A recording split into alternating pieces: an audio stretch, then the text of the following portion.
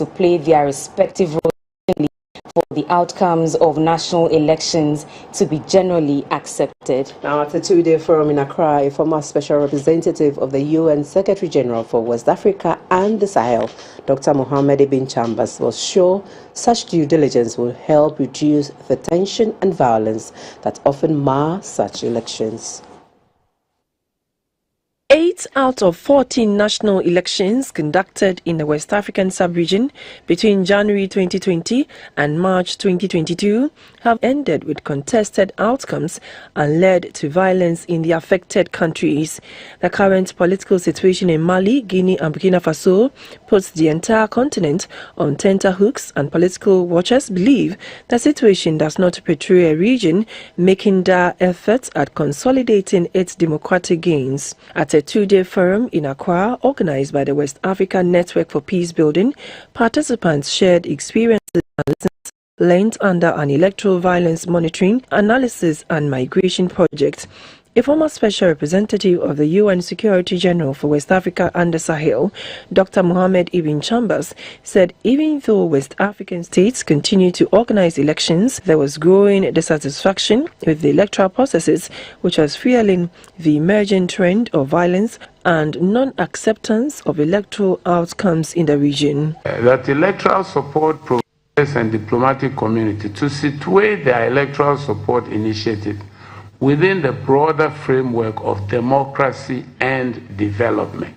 The executive director for WANEP, Dr. Chukwuemeka Eze, said the Electoral Violence Monitoring, Analysis and Migration Project found that the reforms and personal attributes of the political actors were inadequate for resolving impasses that could have worsened the electoral environment. The forum the state and non-state actors in electoral processes of 11 West African countries, including representatives of electoral management bodies, is expected to fine-tune a blueprint to effectively monitor elections in Africa. The 3-year project was funded with €3.5 million from the European Union. Scientists may have to dig deeper to ensure that countries worst affected by climate change are able to come out of the woods and prosper. Speaking at the Climate Vulnerability Forum in Accra, the lead advisor to the forum, Mr. Matthew McKinn, threw the challenge to stakeholders. He told the Ghanaian authorities that Accra will chair the CVF from next month for a period of 2 years. Head of the Climate Vulnerable Forum CVF delegation to Ghana, Mr. Matthew McKinnon, indicated that the choice of Ghana to lead the group of 55 is in recognition of her avowed interest in the most topical issue facing the globe. Climate change is one of the most hotly debated topics dogged by controversy in the face-off among the globe's major players. During discussions with the Deputy Minister of Finance, Dr. John Kuma, the lead advisor to the Climate Vulnerability Forum, noted that the body is working to ensure that rich advanced countries redeem their financial pledges. He said countries that are considered most vulnerable to climate change are expected to evolve out of damage and losses into prosperity. There's also a lot of work in the area of financial protection, so the insurance sector in most of the V20, and that includes Ghana. There's very, very little coverage of insurance against climate and disaster risks. So this is, again, like in the concept of climate prosperity, there's an opportunity because there's a market domestically that you can grow. I like the idea of bringing prosperity into the picture so that in the end we don't lose out, and in attempting to address the climate change, we don't end up weakening our economies or creating less opportunities where we could have done better.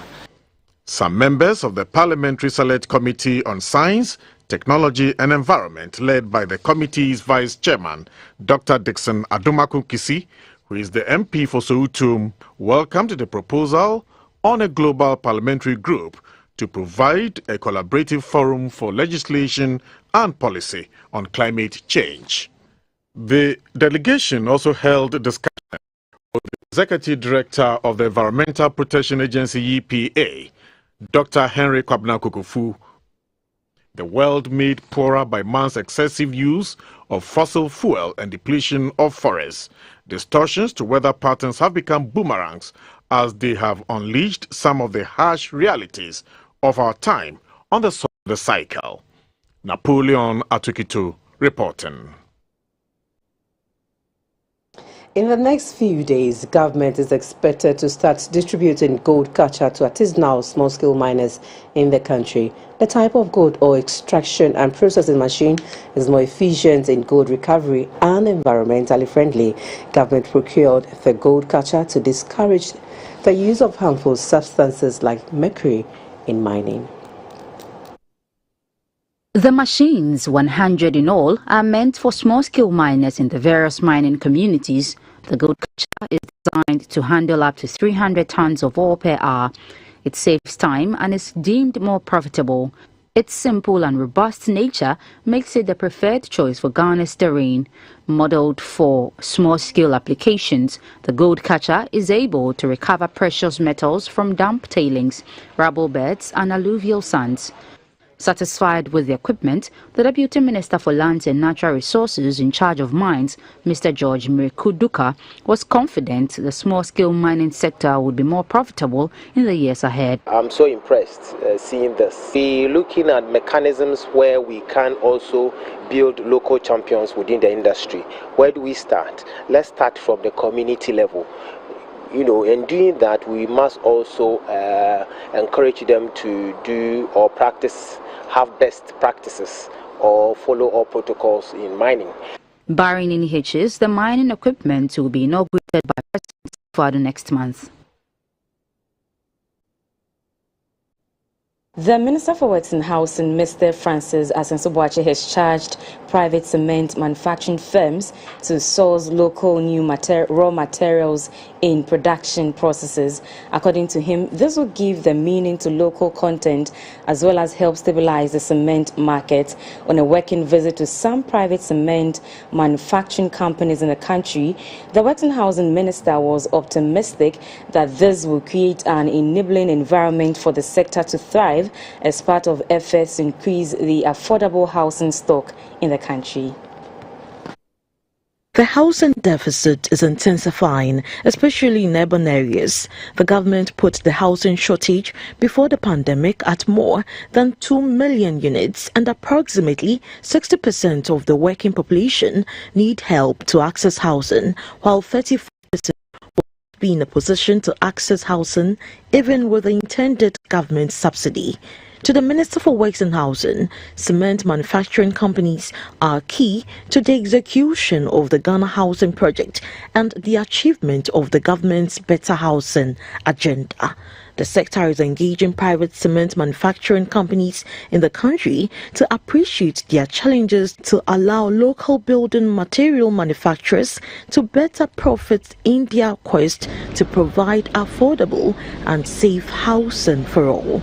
On a working visit to some private cement companies in the country, the Minister for Works and Housing, Mr. Francis Asenso-Boakye, urged the private sector to support efforts by the government to address the housing deficit. He urged them to explore and invest in local raw materials for the production of cement. Raw materials is a very important component in housing. We are advocating that we find a way to develop our own local building materials here. To the private cement companies, bridging the housing gap means increasing public access to safe and affordable accommodation. If anything at all, I think our commitment is more to making sure that we align with government policy to make sure that housing in this country becomes affordable. The sector minister pledged to address the challenges faced by the cement producing companies in Ghana, including competition on the market, low demand, coupled with high cost of raw materials and delay at the ports. The housing deficit is said to exceed 2 million units currently. Stakeholders in the agricultural sector have met in Accra to share experiences on reconciling the different objectives in the cocoa landscapes from the national to the local levels. The experts say there is the need to produce enough cocoa, support farmer livelihoods, restore degraded areas and store carbon to enhance mitigation against climate change. Players in the agricultural sector have identified some factors to improve on cocoa sustainability in the country. These include increasing cocoa productivity to avoid further expansion into forests, increase farmer incomes, promote agroforestry to help diversify farmer income sources, increase resilience and support local and global biodiversity and ecosystem services in cocoa landscapes. Reconciling these multiple objectives in cocoa landscapes remain a challenge and requires better understanding, experience and co-learning between different stakeholders. The stakeholder engagement highlighted the need to identify research priorities to support action and policy towards greater sustainability of the cocoa sector. Inviting contributions from people who are already doing action on the ground, conducting research, have a lot of experience to capture that, and through various activities during the workshop, we try to come up in the end with a sort of prioritization of what are the needs for research, potentially also for action and policy, to try and better reconcile these different objectives in cocoa landscapes. The country representative of the International Institute of Tropical Agriculture, Dr. Richard Asari, mentioned the need to advocate a better share for cocoa farmers in the value chain. Develop what we call biodiversity tools to help policymakers and also farmers and the private sector and all stakeholders to identify what is important in our ecosystem, which we actually depend on, and protect its integrity. The sixth is to create a database where stakeholders can, tap into for their decision making. Outputs from the stakeholder engagement will be collated into information brief to be disseminated across the agricultural sector, particularly organizations that support research for sustainable agricultural development. For GBC News, Yaira Lawe reporting. 50 years ago today, a Ghanaian politician, political theorist and revolutionary leader took his bow off the world stage. A nationalist, great pan-Africanist and intellectual icon with a unique sense of responsibility. These are some ways people have described him.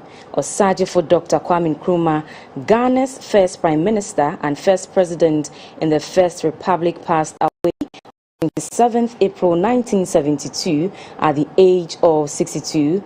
Here is a look back at the life of the man who rose from an academic scholar and activist student to become the leader of the first country to gain independence in sub-Saharan Africa.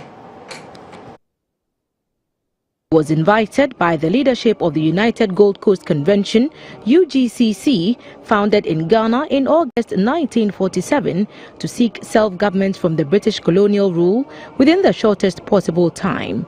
Disagreements between Dr. Nkrumah and the party leadership on the pace of the independence struggle after the 1948 riots and the subsequent arrest of the Big Six led to a fallout, with Kwame Nkrumah later breaking away to form his own party, the CPP, in 1949. In September 1956, the colonial office announced Independence Day would be 6th March 1957, with Dr. Kwame Nkrumah as its first prime minister. Ghana became a republic in July of 1960, and Dr. Nkrumah became the first president of the country. In the area of education, Osajifo Dr. Kwame Nkrumah is credited for setting up the Ghana National College, among others. In 1964, Dr. Nkrumah brought forth the 7-year development plan for national reconstruction and development, which identified education as a key source of development and called for the expansion of secondary technical schools. Dr. Nkrumah was an ardent promoter of Pan-Africanism, seeing the movement as the quest for regional integration of the whole of the African continent. On February 21, 1966, Osagyefo Dr. Kwame Nkrumah left Ghana on a state visit to Hanoi, the Vietnamese capital, ostensibly to broker a peace deal to end the American war in Vietnam. On February 24, 1966, the Ghana police and the Ghana Armed Forces, aided and abetted by forces of imperialism, took advantage of his absence and staged a bloody coup that overthrew his government. The coup, led by Major Emmanuel Kwesi Kotoka, was codenamed Operation Cold Chop. Osagyefo Dr. Kwame Nkrumah went into exile in Guinea at the invitation of his friend, President Sekou Touré, the president of Guinea, who appointed him honorary co-president of his country. He stayed in Guinea for 6 years. In 1971, he fell sick and was flown to Bucharest, Romania, for treatment. He was diagnosed of prostate cancer, and on April 27, 1972, he died.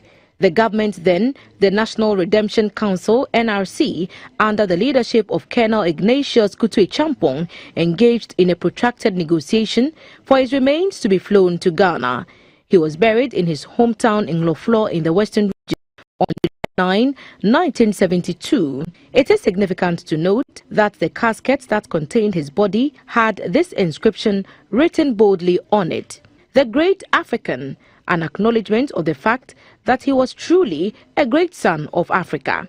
On July 1, 1992, the Provisional National Defense Council, PNDC, under the late Flight Lieutenant Jerry John Rawlings, transferred his remains to the Kwame Nkrumah Mausoleum, a tomb which was constructed to honor his memory. It serves as a tourist destination which has been attracting many visits from all over the world. Incidentally, that place was the polo grounds where he declared Ghana's independence from Great Britain on March 6, 1957. Over his lifetime, Kwame Nkrumah was awarded honorary doctorates by many universities, including Lincoln University, Pennsylvania, Moscow State University, USSR, Cairo University, Egypt, among others. In 2000, he was voted African Man of the Millennium by listeners to the BBC World Service, being described by the BBC as a hero of independence and an international symbol of freedom, as the leader of the first black African country to shake off the chains of colonial rule. Today, 50 years after his death, he is remembered as a man of vision and foresight far beyond his peers at his time. Still on the man Nkrumah, GTV Breakfast spoke with his daughter, Madam Samuel Nkrumah, on what the family is doing in remembrance of him 50 years on. She said they would celebrate at the right time, but for now, she expected her father's legacies and ideologies being made use of. There are many things we need to do to really commemorate his legacy. Not just in Hafasini or in Profol, but also right here in Accra or all over the country. The state of the Kwame Nkrumah Mausoleum needs to be upgraded. There is also an idea that we want to have a Kwame Nkrumah library showing using modern technology to show many of the things he did and said.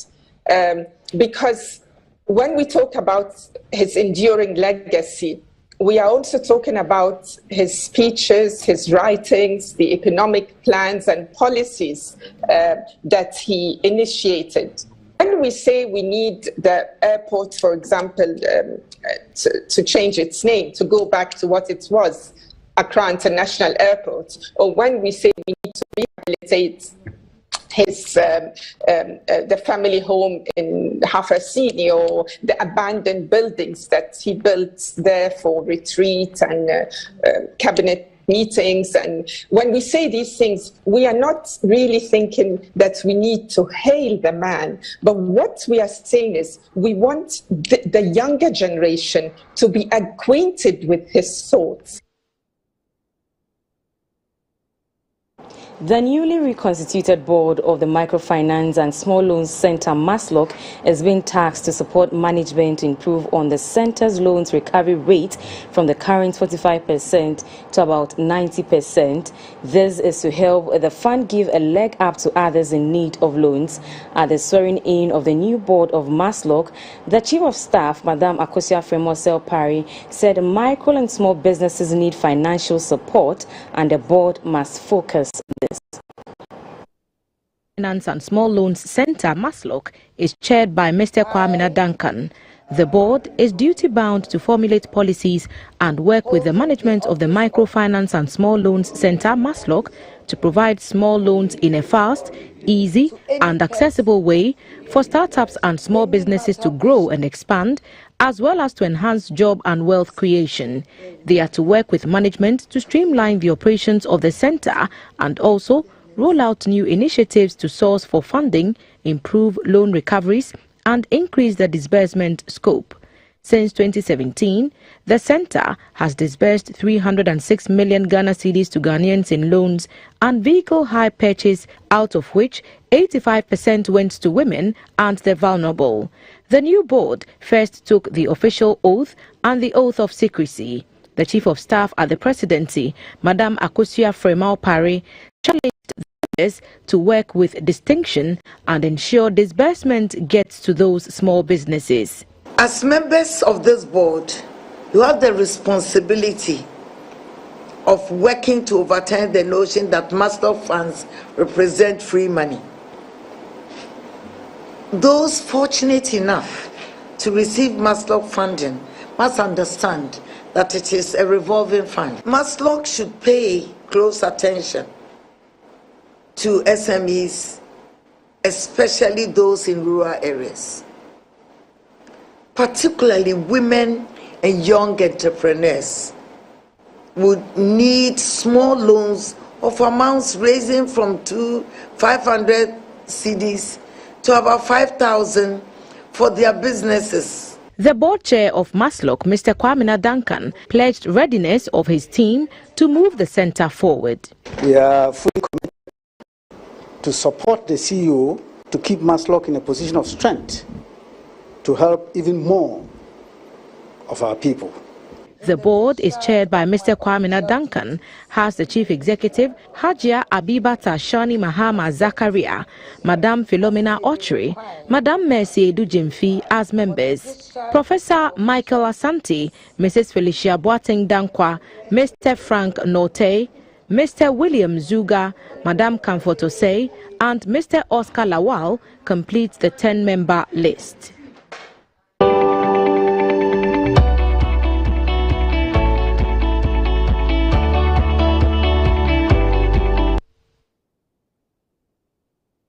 There are many simple African meals, and with an endless list to tease the palate, we settle on taking you through the preparation stages of another simple to prepare yet popular Ghanaian street food, which is enjoyed by so many that it is not only served as a snack but also as a side dish for dinner or lunch.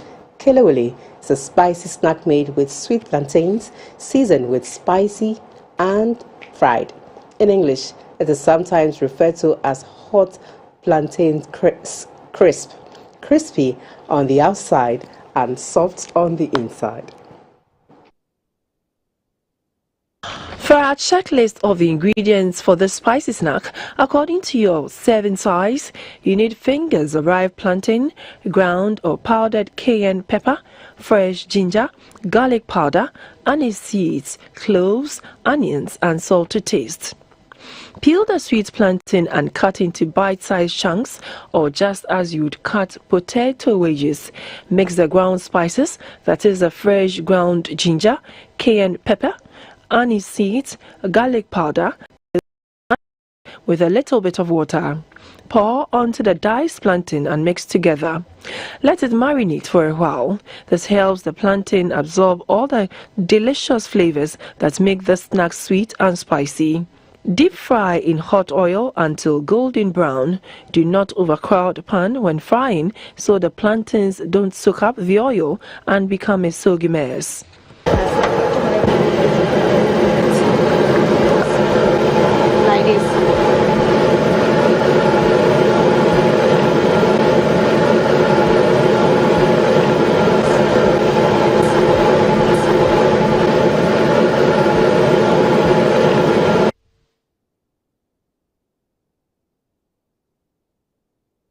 Kelewele is usually eaten on its own or as a side to any meal you'd ordinarily serve with plantains.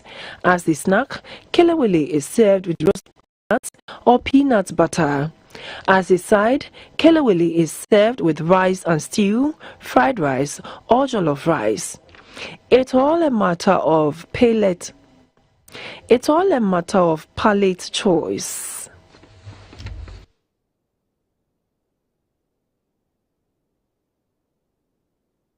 72 hours after the Opera Square building fire in Accra, the traders now have the go-ahead to make an inventory of their property.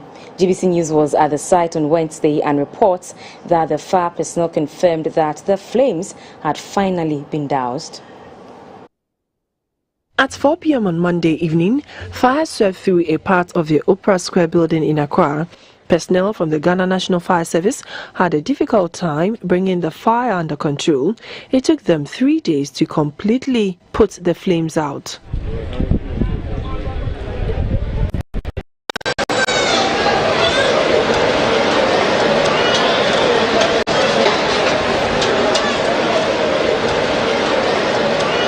On Wednesday evening, the traders were finally allowed to open the shop to assess their wares. The Opera Square building was once a cinema hall, but has now been rented out and used mainly as warehouses.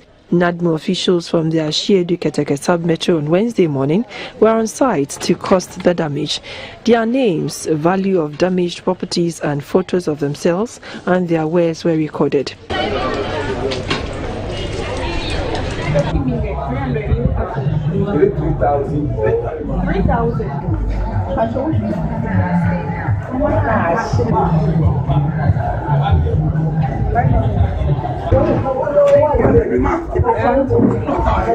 GBC News spoke to some of the traders. Because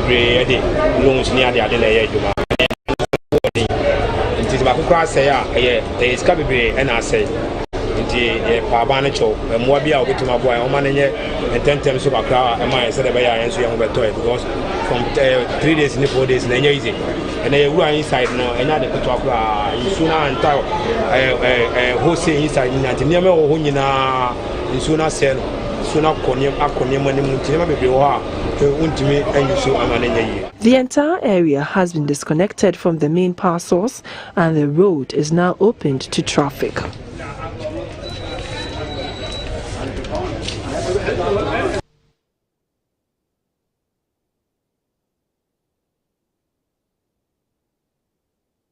You're watching News Live on GBC News and on GTV. We're also streaming live on Facebook and on YouTube at Ghana Broadcasting Corporation. We'll be back shortly. Please don't go away.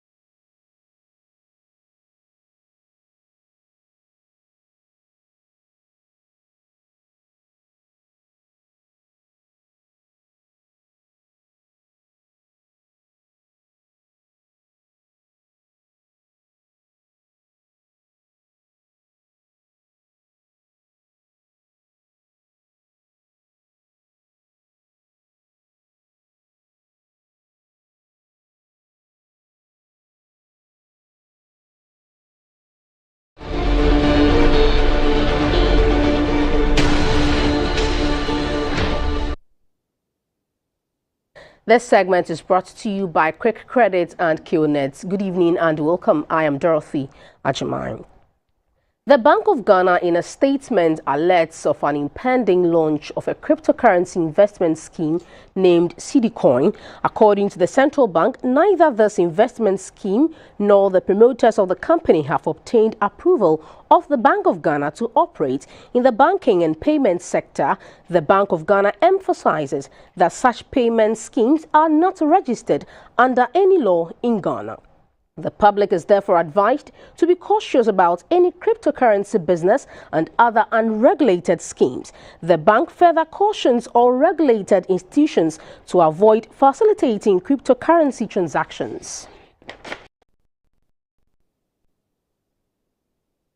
China is battling its most serious outbreak of COVID-19 since the pandemic emerged over 2 years ago. Currently, some 44 Chinese cities are under total or partial COVID-19 lockdown, with China accounting for about 12% of global trade. This has affected the supply chain across the world, with Ghana also feeling the pinch.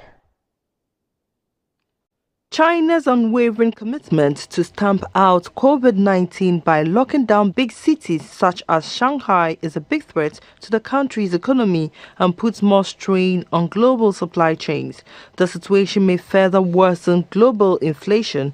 China accounts for about 12% of global trade, and COVID restrictions have idled factories and warehouses, slowed truck deliveries, and exacerbated container jams at ports. Ships have also been piling up outside the world's largest ports and other container docks across China, as authorities have forced multiple cities into lockdown. Currently, US and European ports are already swamped, leaving them vulnerable to additional shocks from China.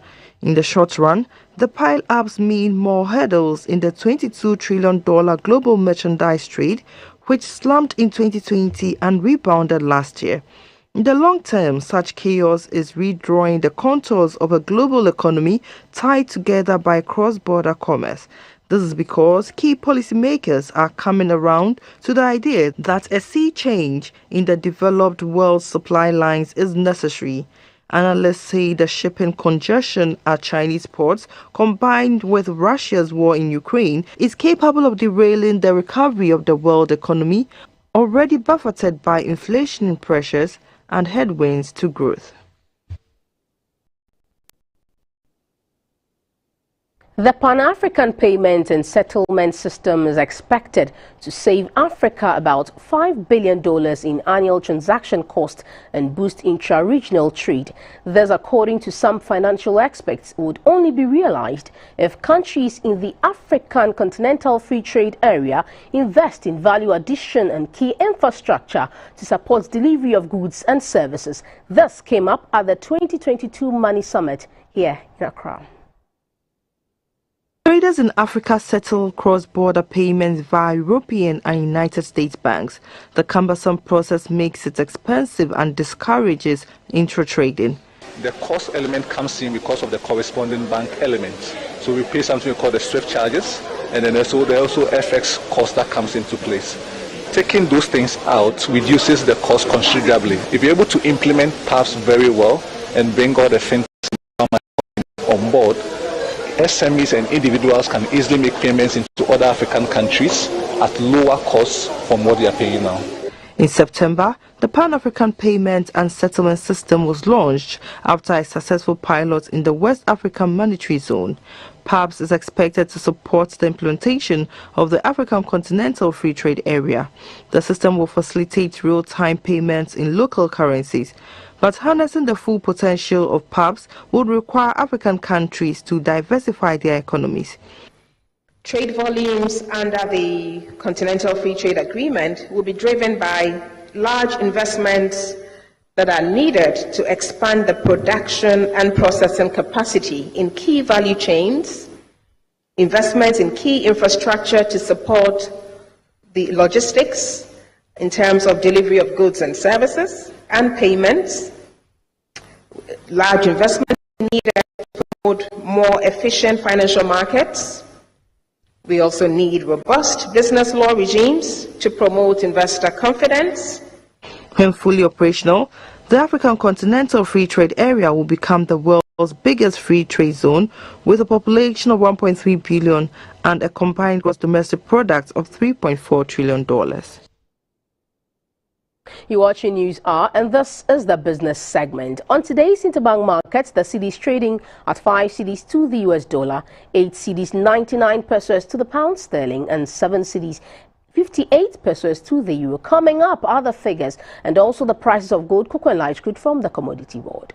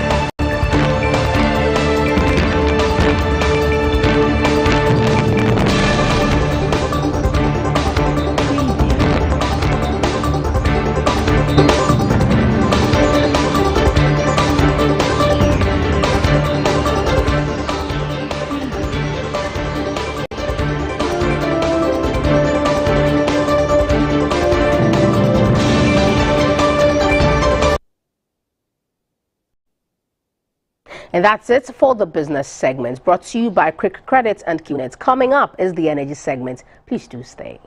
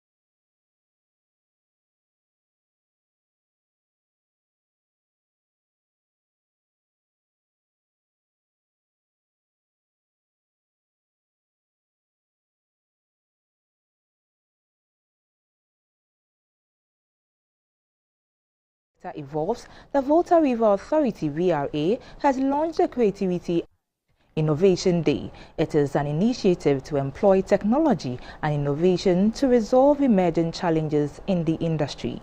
The launch is part of VRA's 61st anniversary celebration. In the energy sector is set to alter the conventional energy supply channels. The new technology is presenting viable solutions with capacity to maximize the use of natural sources rather than traditional fossil fuels. Speaking at the launch of the Creativity and Innovation Day, the Chief Executive of the Volta River Authority, VRA, Mr. Emmanuel Dakwa, drew attention to the need to adapt quickly to the global energy trends in order to stay competitive. There's a lot changing in the world, especially in the energy industry. There are a lot of things that are evolving. And our sector in Ghana is also adapting in response to what's happening in the world. COVID for nothing has taught us that we should try and do most of our work virtually. So we should invest in technology. We should use technology to make things much better. So our objective as an institution is that, listen, we've got to modernize our operations so that we are not any different from the big boys in the sector throughout the world. The principal water resources and generation planning engineer, Mr. Philip Paddy, who is also a member of the steering committee of the Creativity and Innovation Program, said the move will help redefine VRA's operations to remain the market leader. We have just launched the initiative and we'll be going to all the units and sections. Everybody in VRA will be reached with this idea so that we do things differently. As I mentioned, our chief and the top management are so committed to making sure that we work differently. So this is going to go to every staff of the authority to make sure that we look at things from a different perspective, adding value to what we do, looking at risk in everything that we do, so that going forward, we are able to do our work efficiently and smarter.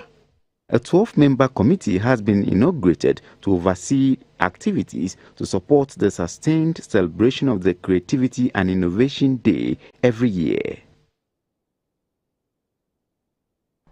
We now bring you some data on national power generation, Ghana's power export figures, and the water level in the Akosombo and Bui dams.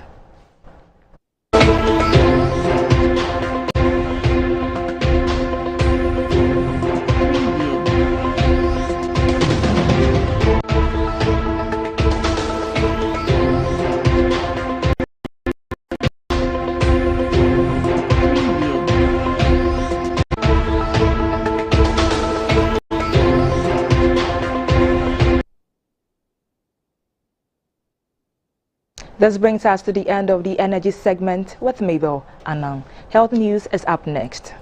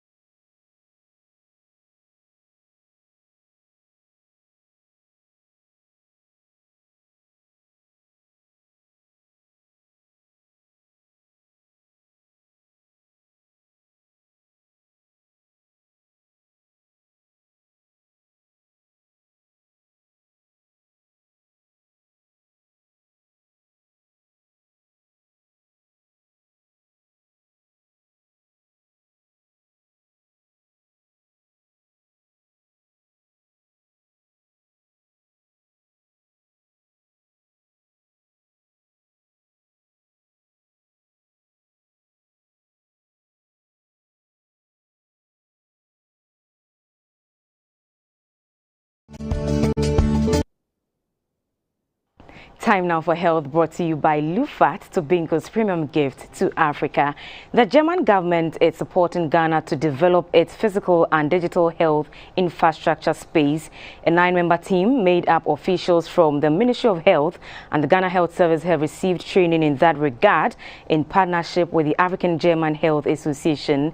As part of the training, the team also conducted an audit of some health facilities that needed rehabilitation and further recommended that an ultra-modern children's hospital be built on portions of reclaimed Agbogbolushi lands. The model hospital is supposed to offer general and specialized pediatric care, including cardio, oncology, surgery, and rehabilitation. In the successful rehabilitation of the Salt Pond Hospital, the Hospital and the Princess Marie Louise Children's Hospital, the team was trained in the various aspects of hospital planning and development towards the preparation of a sample design for a children's hospital in Accra. At a ceremony to present the members of the team with certificates, the Director of Infrastructure at the Ministry of Health, Mr. Benin Kansa, recommended to the Minister for Health, Mr. Kwame Nkrumah, to lobby for a new children's hospital to be built on portions of the Agbogloshi lands where the demolition exercise took place. The Minister for Health, Mr. Kwame Nkrumah, believes the strategic partnership with the African-German Association will ensure that the country achieves its universal health coverage. Germany's ambassador, Mr. Daniel Kroll, was also optimistic the training of the selected staff of the Ministry of Health and the Ghana Health Service will add value to their skills. The trainees were presented with certificates of participation. The African-German Health Association project, which seeks to strengthen the physical and digital infrastructure of the healthcare sector nationwide, is being implemented with support from the German Development Corporation, GIZ. Sarah Fori, GBC News, Accra.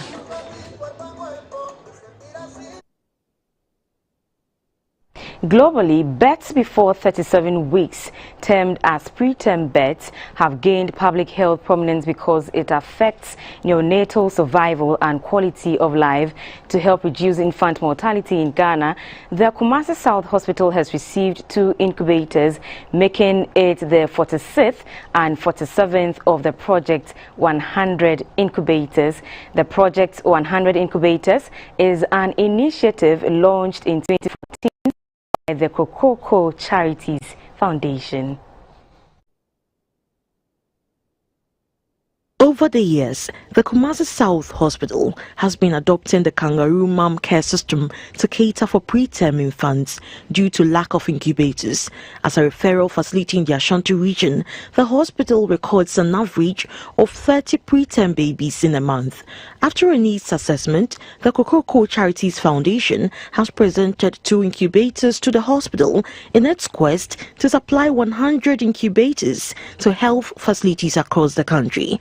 Dubbed Project 100 Incubators, the initiative introduced by Kokoko Charities is to drastically reduce the mortality rate of preterm babies.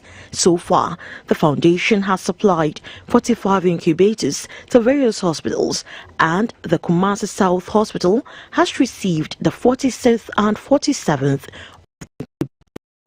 The founder of the Kokoko Charities Foundation, Mr. Kwame Nkrumah, noted that saving babies who are preterm should be a collective effort, and also urged other benevolent organizations to support the initiative to help provide preterm babies with quality of life.